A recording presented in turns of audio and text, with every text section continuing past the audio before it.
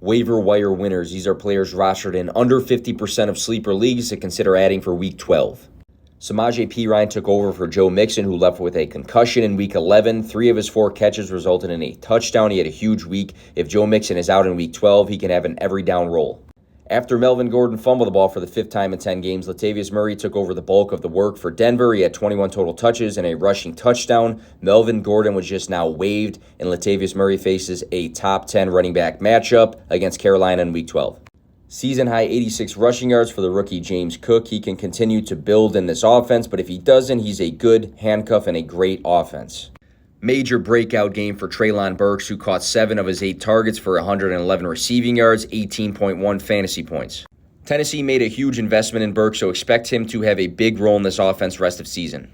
When Baltimore struggled to run the ball, they went to Mark Andrews and Demarcus Robinson, who caught all of his 9 targets for 128 receiving yards.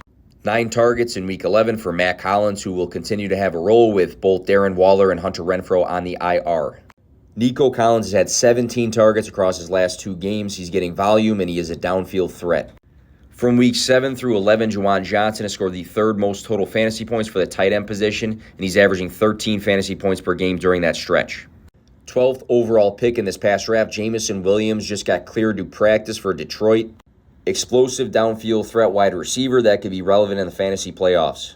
13-plus fantasy points in 4 out of 6 at Darius Slayton's last games. During the stretch, he's had 4 games above 60 receiving yards and over 85 his last 2 games. Wan'Dale Robinson unfortunately tore his ACL, and Slayton had 10 targets last week. You might look to stash Sky Moore just because this wide receiver room for Kansas City is banged up, and he just saw 6 targets in Week 11. Jarvis Landry scored a touchdown in Week 11. He's had 10 targets across his last 2 games returning from injury. We've seen him be fantasy relevant in the past.